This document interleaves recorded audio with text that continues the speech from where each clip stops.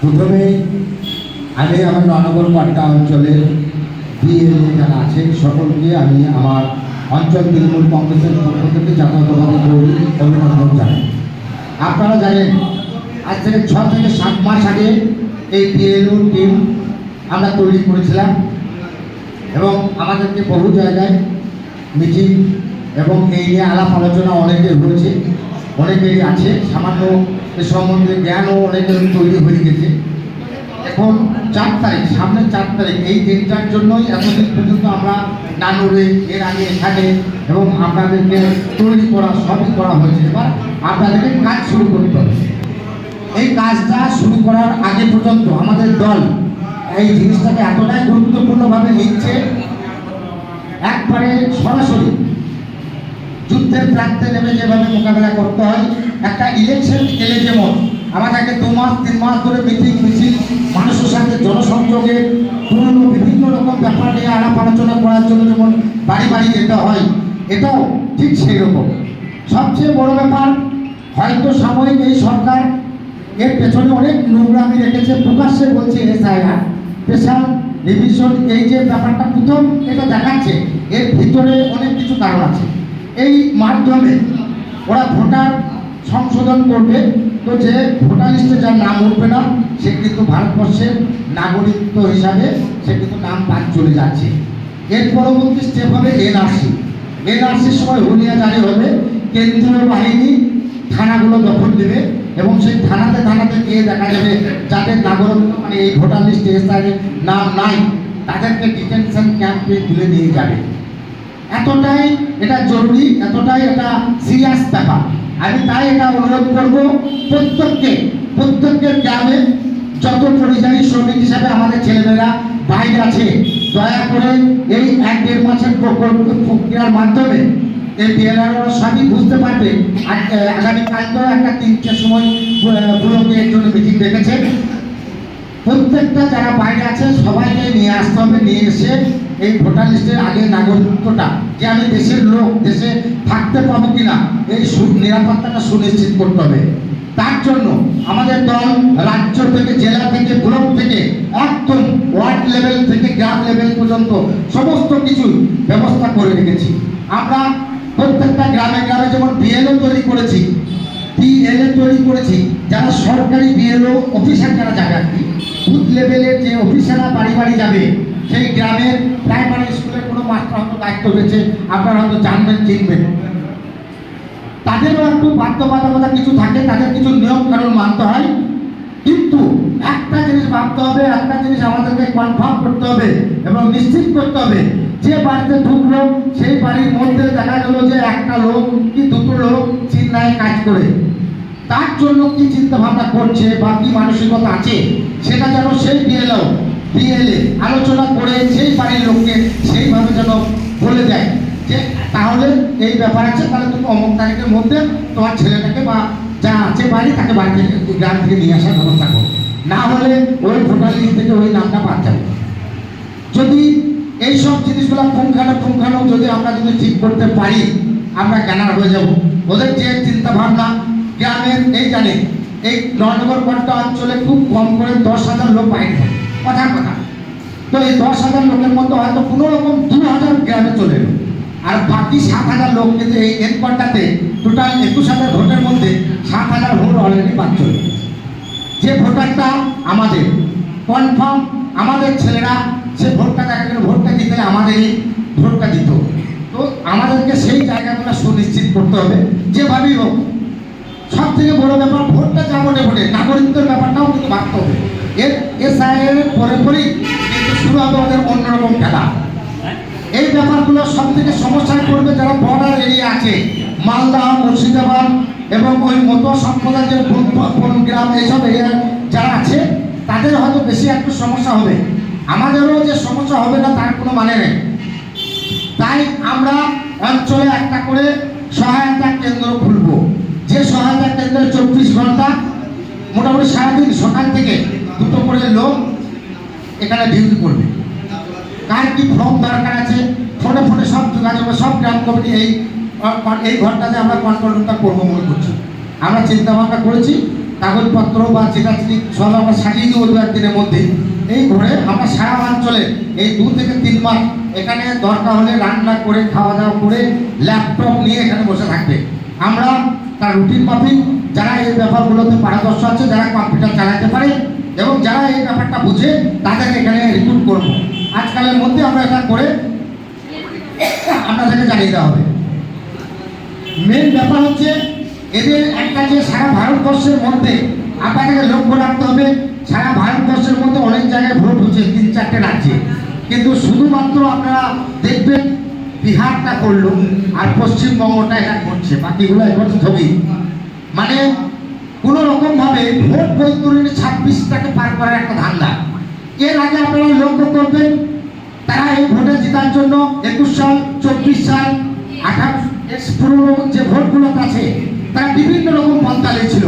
কি করেছিল তারা? জেলা ওয়ারি যে সমস্ত নেতৃত্ব আছে তৃণমূল কংগ্রেসের ভালো সুদক্ষ নেতৃত্ব, যাদেরকে বসিয়ে দিলে মমতা ব্যানার্জির হাতটা ভেঙে দেওয়া হবে এই আশা করে তারা রাজ্যের বিভিন্ন জায়গায় নেতৃত্বকে প্রথমে ইডি, সিবিআই এসব দিয়ে দেখলো, আপনারা লক্ষ্য করেছেন, কিন্তু তাতেও রেজাল্ট হলো না।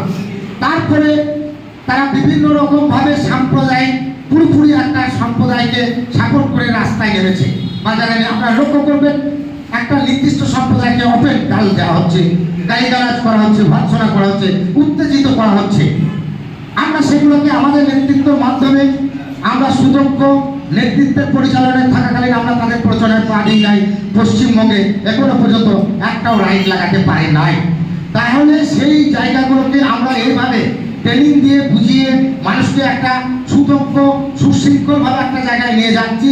ঠিক সেই অবস্থাতে কেন্দ্রের সেই প্রত্যেক বছর যেমন পরিযায়ী নেতারা আসে, ঠিক সেইভাবেই তারা সেখান থেকে নির্দেশ দিয়ে তাদের হাতে যে ক্ষমতাটা আছে সেই ক্ষমতাটা ব্যবহার করা শুরু করেছে। আমি একটা ছোট্ট উদাহরণ দিলাম, যদি 7,000 লোক বাদ যায়, প্রত্যেকটা কেন্দ্র থেকে 7,000 করে যদি বৈধ ভোটার বাদ যায়, নানুর বিধানসভায় দেখা যাবে 16টা-17টা অঞ্চল আছে, তাহলে আমি গড় ধরে এলাম 5,000 করে বাদ দিল। তাহলে 5,000 করে যদি বাদ দেয় তাহলে 5-17-85,000 ভোট আউট। অলরেডি আমরা 82,000 লিড দিয়েছিলাম, 3,000 ভোটে জিতে গেল। গত বছর দিল্লিতে যে ভোট হলো আপনারা লক্ষ্য করবেন 53টা সিট মাত্র 1,000 ভোটে হয়েছে। সব এই এসআইআর এর ফল। আমরা আমাদের নেতৃত্ব লক্ষ্য করেছে, তারই জন্য আমরা প্রত্যেকটা জায়গায় তাদের যে চোরামি বা 2 নম্বরী বা যে বাজে মানসিকতা আছে সেটা মোকাবেলা করার জন্য প্রত্যেকটা গ্রামে গ্রামে, প্রত্যেকটা অঞ্চলে, প্রত্যেকটা ব্লকে আমরা সংগঠিত হচ্ছি এবং বিভিন্ন রকম প্রশিক্ষণের মাধ্যমে সুদক্ষভাবে তাদেরকে তৈরি করছি। তার জবাব আমাদেরকে এইভাবেই তাদেরকে দেবো।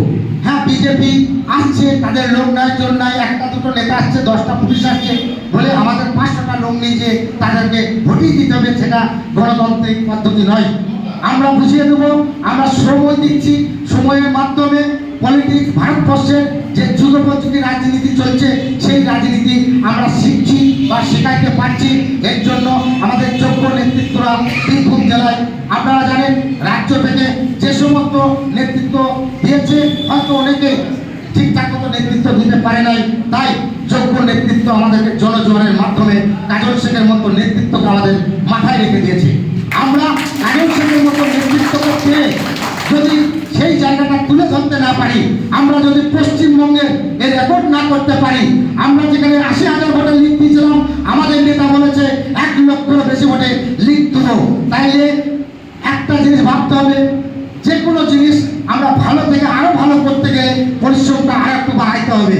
তাই আপনাদের কাছে অনুরোধ করছি, আপনাদের কাছে আবারও বলছি যে বিএলএ এই যে ভোটার লিস্টের এই ব্যাপারটা, এইটাকে খুব ধৈর্য ধরে খুব শৃঙ্খলিতভাবে আলোচনা করে সবাইকে নিয়ে যে যেখানে পারবেন, আমাদের প্রত্যেকটা গ্রামে গ্রাম কমিটি আছে, প্রত্যেকটা গ্রাম কমিটির নেতৃত্বকে বলবো, সভাপতিকে বলবো, যে বিএলএ দুটো আছে তাদেরকে প্রত্যেকদিন সন্ধ্যাবেলায় সে সারাদিন গ্রামে বাড়িতে কার বাড়িতে গিয়েছে টোটালি নোট করে রিপোর্টিং তৈরি করে রাখবে।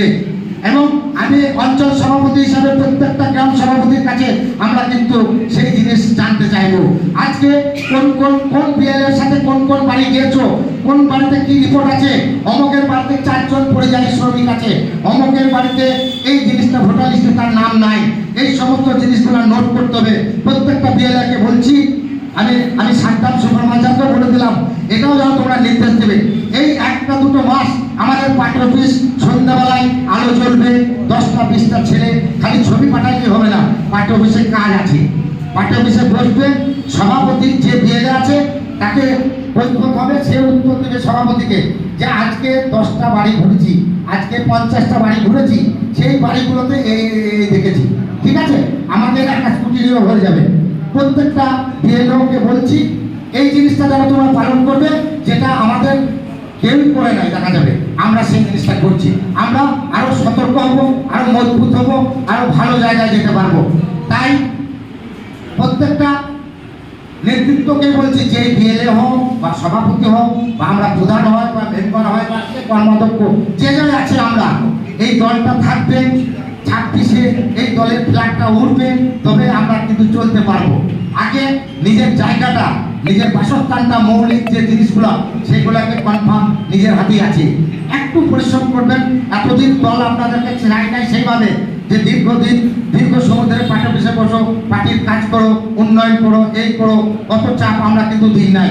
বারবার বলছি এই ব্যাপারটা নিজেদের অস্তিত্ব রক্ষার জন্য এবং নিজেদের গ্রামে মানুষের নাগরিকত্ব রাখার জন্য।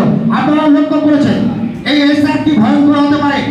যদি একটা মানুষ 50 বছর আগে হোক, 30 বছর আগে হোক, যে কোনো দিন ধরে বাংলাদেশ থেকে এসছে, একটা সরকার ছিল, সেই সরকার বিভিন্ন রকম কাগজের মাধ্যমে তাদেরকে পুনর্বাসন দিয়েছে বলি তারা কিন্তু ভারতের নাগরিকত্ব পেয়েছে এবং ভারতের আধার কার্ডে তাদের নাম উঠেছে, ভোটার লিস্টে তাদের নাম উঠেছে।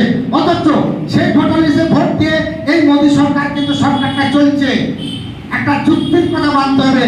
এরা যদি নাগরিকত্বহীন হয় বা বৈধ ভোটার হয়, সেই অবৈধ ভোটারের ভোটের জন্য কিন্তু আজকে সেখানে নেতৃত্ব দিচ্ছ। এই যে তাহলে বুঝতে হবে নিজেদের খারাপ জিনিসটা বাজারে প্রচার করে দিয়ে কি জিনিস করতে চাইছে, নিজেদের ছোট খারাপটা বাজারে দিয়ে আরো ভালো জিনিস করার চেষ্টা করছে তারা।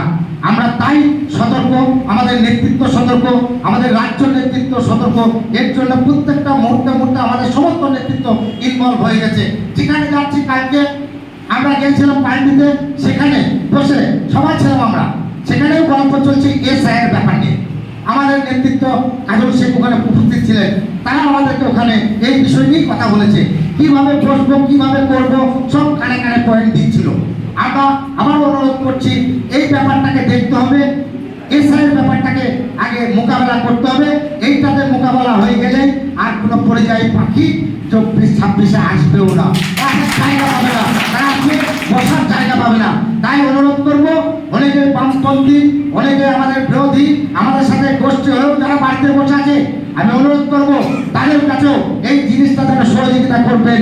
আপনারা দেখবেন কাল যে সিপিএম ছিল, কাল যে বিজেপি ছিল, কাল যে কাজল শেখের বিরোধিতা করেছে, সেও আজকে আমাদের সাথে হাতে হাত মিলিয়ে চলতে চাইছে। তাদের কাছে এদের চলাফেরা ভালো, এদের রাস্তা ভালো। তাই আমি অনুরোধ করবো, তাও যদি কেউ আপনাদের সামনে লজ্জা শরম করে না আসতে চাই, অনুরোধ করবো প্রত্যেকটা বিএলএকে তাদের বাড়ি গিয়ে তাদের এই গুপ্ত যে ধ্বংসাত্মক একটা ছক নিয়েছে বিজেপি, সেই ছকটাকে ধ্বংস করার জন্য তাদের কাছে অনুরোধ করে তাদের কাজটাও করে দিবেন। এটা আমার অনুরোধ থাকবে সকলের কাছে। কারণ এই জিনিসটাতে কি ভয়ঙ্কর, যদি আপনারা দেখবেন ইলামবাজারে একটা লোক সুসাইড করে ফেললো, এই বাইরে কোথাও একটা সুসাইড করে ফেললো। কারণ কি? কারণ সে জানছে এরপর আমার কি হবে। জেলে দিলেও ঠিক আছে, একটা ডিটেনশন ক্যাম্প তৈরি করবে, একাধিক চলছে কাজ, টেন্ডার বোধহয় করে দিয়েছে কেন্দ্র স্বরাষ্ট্রমন্ত্রী, সম্ভবত খুব তাড়াতাড়ি কাজ চলবে। বড় বড় ডিটেনশন ক্যাম্প তৈরি করে রাখবে, সেইখানে ঢুকিয়ে দেবে, জীবনে বেরোবে না। আসামে এরকম হয়েছে, এখনো আছে সেই ডিটেনশন ক্যাম্প, লোকও সেখানে ভরাও আছে। তাই আমি অনুরোধ করছি এই ব্যাপারটা একটু সিরিয়াস নেবেন। এমন কিছু ব্যাপার নাই, 2002 সালে যাদের ভোটার লিস্টে নাম আছে, যাদের বাড়ির ফ্যামিলির নাম আছে, তাদের ভোট, তাদের ব্যাপারটা কনফার্ম, তাদের শুধুমাত্র একটা ফর্ম ফিল আপ করে দিলেই কাজ হবে।